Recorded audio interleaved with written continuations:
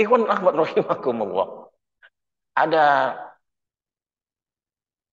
di antara ikhwan yang matur kepada saya bahwa ketika dia mau ikut talqin dan dia bertanya kepada salah satu ikhwan, ini malah ditakut-takuti. Kamu mau masuk TKN, talqin zikir. Kamu nggak tahu apa. Memang benar orang yang ditalqin zikir itu derajatnya akan diangkat oleh Allah. Tapi kamu tahu nggak bagaimana cara Allah mengangkat derajatnya orang yang sudah ditalqin? Dia akan diuji, hartanya akan dihabiskan, anak istrinya akan melawan, dan lain sebagainya. Nah, ini kan berarti kita menunjukkan bahwa seakan-akan TKN itu adalah sesuatu yang menakutkan. Ditakut-takuti bahwa kalau kamu ikut TKN, kamu akan diuji sama Allah. Harta bendamu akan habis. Perdaganganmu akan rugi sebagai bentuk ujian. Karena Allah mengangkat derajat manusia. Lewat apa lagi kalau tidak melawat ujian? Ikhwanul ahwat rahimakumullah. Apakah kita ragu akan janji Allah Subhanahu wa taala? Dan jika engkau melaksanakan thariqah, la asqainahum ma'an ghadaqa, maka Allah akan curahkan air yang penuh dengan keberkahan. Hadratal mukarramin wal muhtaramin, para wakil talqin yang hadir pada kesempatan malam hari ini mengikuti manaqib online internasional. Bunda Haya, Bunda Syari, Bapak Profesor Kiai Haji Priyatno yang telah memberikan ruangan manaqib sehingga mengalir keberkahan untuk kita semuanya. Pemangku hajat pada malam hari ini, alhamdulillah, yang sangat berbahagia Ibu Hajah LB Ferlian. Semoga dengan wasilah manaqib Sultanil Aulia Syekh Abdul Qadir Al-Jilani, Allah Subhanahu wa taala mencurah-curahkan rahmatnya, keberkahannya kepada beliau beserta keluarga besarnya, dipanjangkan usia dunianya, disehatkan badannya, dimudahkan segala urusannya, dikabulkan hajat-hajatnya, diluaskan rezekinya, dan dibahagiakan kehidupan dunia dan akhiratnya. Amin, Allahumma amin. Dan juga untuk kita semuanya, ikhwan wal akhwat rahimakumullah. Pada kesempatan malam hari ini, saya ingin mengajak kepada ikhwan wal akhwat untuk kilas balik yang kita hadapi pada waktu yang lalu, di mana di dalam pelaksanaan ajaran agama itu sebenarnya adalah pelaksanaan amaliyah atau ibadah yang menggembirakan. Seperti contoh ketika kita memasuki bulan Ramadan, Rasulullah Shallallahu Alaihi Wasallam memberikan sabdanya bahwa barang siapa yang bergembira dengan datangnya bulan Ramadan, maka jasadnya dijauhkan dari api neraka. Ini artinya bahwa menghadapi bulan suci Ramadan termasuk di dalamnya melaksanakan amaliyah dan ibadah adalah sesuatu yang menggembirakan. Pun juga ketika kita berada di ujung Ramadan memasuki satu Syawal atau Idul Fitri, Ramadan yang kedua, kita pun melaksanakan dengan hati yang gembira. Bahkan Rasulullah Shallallahu Alaihi Wasallam bersabda, bergembiralah kalian semua pada hari ini menurut cara kalian semua bergembira. Sesungguhnya menampakkan kegembiraan di dalam agama adalah merupakan syiar agama itu sendiri. Dari sini kita dapat menarik kesimpulan bahwa pada hakikatnya ajaran agama itu bukanlah suatu beban. Dari sini kita dapat mengambil pelajaran bahwa ajaran agama itu adalah ajaran yang menggembirakan bagi orang yang beriman dan bagi orang yang benar-benar pasrah akan keislamannya. Ikhwan wal akhwat rahimakumullah. Seperti yang disampaikan tadi oleh Rasulullah Shallallahu Alaihi Wasallam, bahwa menunjukkan kegembiraan, menunjukkan kebahagiaan ketika kita melaksanakan ajaran agama adalah merupakan syiar. Kalau bicara tentang syiar, maka menunjukkan kegembiraan dalam pelaksanaan ajaran agama adalah merupakan dakwah. Orang akan melihat kepada diri kita bagaimana kita sebagai seorang muslim. Ketika orang lain memandang kita, enjoy, bahagia, bergembira dengan apa yang kita lakukan, maka itu akan menarik dia. Secara tidak langsung kita berdakwah tentang ajaran agama. Bukankah tidak sedikit para sahabat-sahabat Rasulullah Shallallahu Alaihi Wasallam yang awalnya tidak simpatik kepada Rasulullah Shallallahu Alaihi Wasallam, tetapi begitu ditampakkan oleh Rasulullah bahwa ajaran agama itu adalah ajaran yang menyenangkan, yang menggembirakan. Oleh karena itu Rasulullah Shallallahu Alaihi Wasallam diutus oleh Allah Subhanahu Wa Taala adalah sebagai pembawa kabar gembira. Sebagaimana Allah Subhanahu Wa Taala berfirman di dalam Al-Quran, Inna arsalnaka bil haqqi basyirahu wa nadhirahu. Sesungguhnya aku mengutusmu Muhammad dengan kebenaran menyampaikan kabar gembira dan peringatan. Kabar gembira ini didahulukan oleh Allah Subhanahu wa taala dalam kalimat ayat tersebut. Oleh karena itu, tugas Rasulullah Shallallahu Alaihi Wasallam sebagai seorang utusan adalah menyampaikan kabar gembira. Tidak menakut-nakuti. Apa kabar gembira yang disampaikan oleh Rasulullah Shallallahu Alaihi Wasallam? Bahwa Allah itu adalah Maha Pemaaf yang siap sedia untuk mengampuni segala atau siapa saja yang berbuat dosa.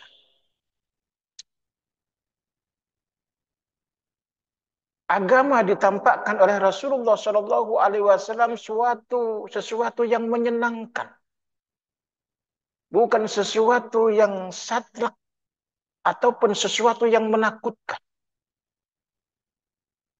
Suatu ketika Rasulullah Shallallahu Alaihi Wasallam ditanya oleh orang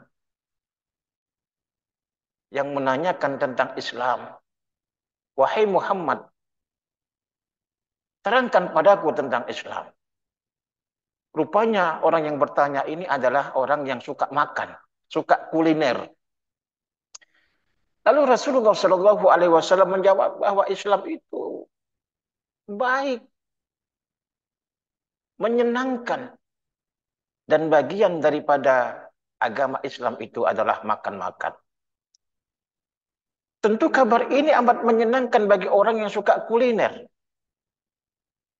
Maka mindset yang ditanamkan oleh orang-orang kafir bahwa Islam itu keras, Islam itu identik dengan pedang, Islam itu identik dengan pengikatan diri tidak bebas. Maka lunturlah sudah ketika Rasulullah Shallallahu Alaihi Wasallam menjawab pertanyaan itu bahwa agama itu adalah makan.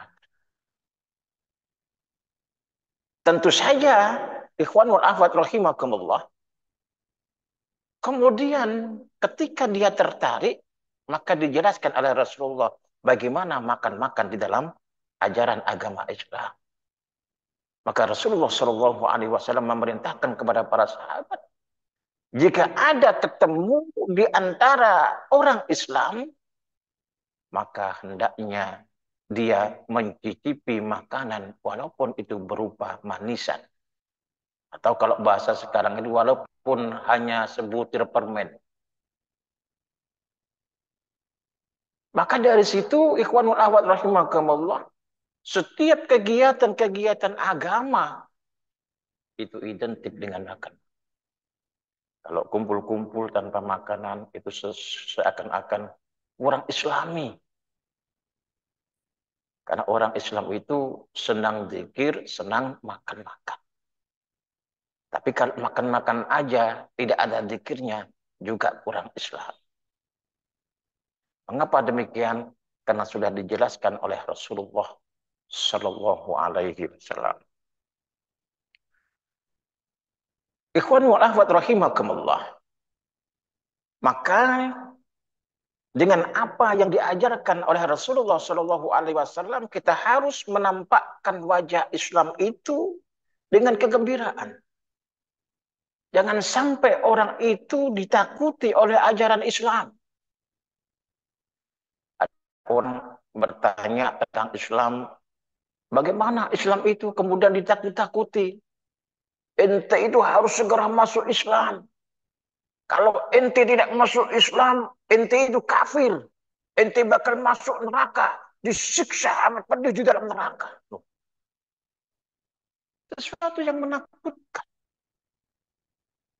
Ada umpamanya orang perempuan yang senantiasa berzina, kemudian dia ingin bertobat lalu bertanya. Ketika dia bertanya, dia ditakut-takuti. Kamu itu seorang pezina. Kalau kamu tidak segera masuk Islam, maka kamu akan disiksa. Ditolak kemaluan kamu. Dari masuk kemaluan, tembus sampai ke ubun-ubun. Lah ini kan menakut-nakuti. Katanya si perempuan tadi, kamu sendiri yang tertombak. Maka kita harus menampakkan wajah Islam itu dengan sesuatu yang gembira. Bahwa ajaran itu menyenangkan. Dan itu yang dicontoh. Akhlak Rasulullah SAW yang dicontoh oleh guru mursyid kita. Bangir Sahabah. Beliau senantiasa memberikan kabar gembira. Baca itu kalimat la ilaha illallah. Talqin dengan kalimat la ilaha illallah. Maka dosa-dosa besar, 4.000 dosa besar diampuni oleh Allah.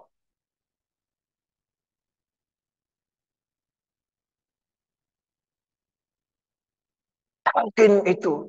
Maka dengan talqin berarti kita sudah membeli 3 surga. Masya Allah.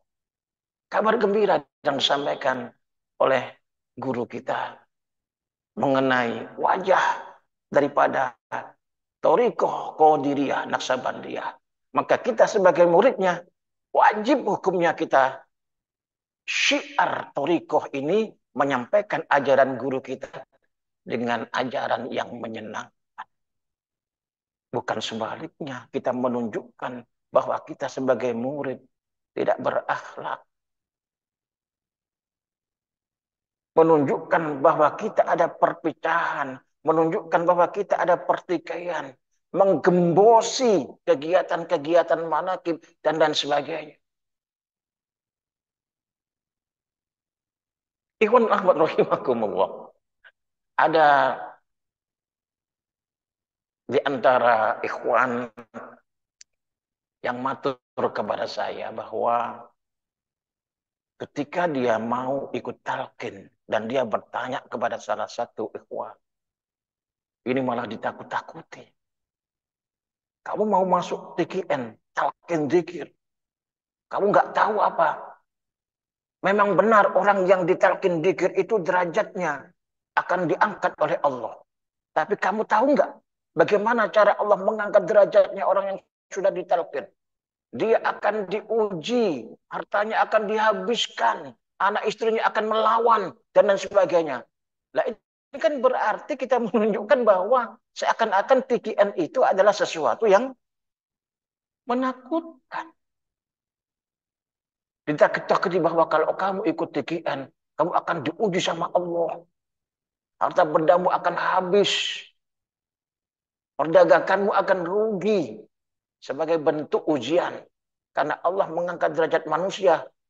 Lewat apa lagi kalau tidak melawat ujian. Ikhwanul ahwat rahimakumullah. Apakah kita ragu akan janji Allah subhanahu wa ta'ala? Dan jika engkau melaksanakan thariqah, lasqainahum ma'an ghadaqa, maka Allah akan curahkan air yang penuh dengan keberkahan. Oleh karena itu kita tunjukkan, jangan sebaliknya ketika kita menampakkan diri kita sebagai ikhwan atau akhwat thariqah Qadiriyah Naqsabandiyah, justru malah membuat orang takut. Wah, nggak jadi ya. Ikut TKN, itu aja yang ikut TKN kelakuannya kayak begitu. Itu aja yang ikut TKN akhlaknya tidak ketulungan. Nah, inilah ikhwan wal akhwat rahimakumullah. Inilah makna daripada ibadallah rijalallah. Maka kita harus menjadi hamba Allah, agen-agennya Allah yang memberikan kasih sayang. Bahwa kasih sayang Allah itu luas sekali. Rahman Rahimnya Allah itu luas sekali. Kita tunjukkan bahwa benar-benar Allah Subhanahu wa ta'ala adalah yang maha menyayangi, yang maha mengasihi kita semuanya. Oleh karena itu, ikhwanul ahwat rahimakumullah, marilah kita bersama-sama menggapai kegembiraan. Kita gembirakan diri kita sendiri. Kita senangkan diri kita. Senang di sini, senang di sana, senang di mana-mana. Di sini senang, di sana senang, di mana-mana hatiku senang.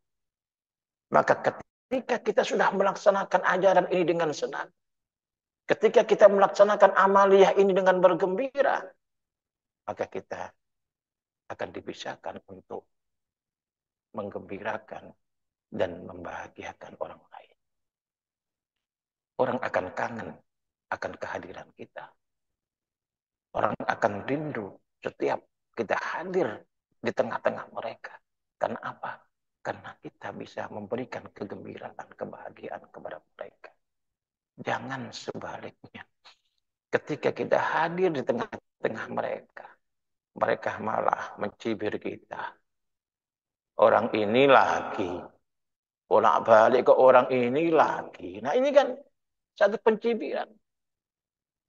Sesuatu bahwa kehadiran kita ini tidak disukai. Tetapi begitu kita mampu menyenangkan diri kita, membahagiakan diri kita, kemudian kita sebarkan kebahagiaan kepada orang lain. Orang lain ikut bahagia akan kehadiran kita, maka kehadiran kita akan senantiasa ditunggu. Manakib yang rutin 1 bulan sekali di tempat kami senantiasa ditunggu-tunggu, seakan-akan 1 bulan sekali itu terlalu lama. Karena apa? Karena mereka mendapatkan ketenangan, kebahagiaan ketika mengikuti manakib di tempat itu. Semoga Allah berkahi semuanya, segalanya, selamanya. Mohon maaf atas segala kekurangan. Wallahul muwafiq ila aqwamit thariq. Wassalamualaikum warahmatullahi wabarakatuh. Waalaikumsalam warahmatullahi wabarakatuh.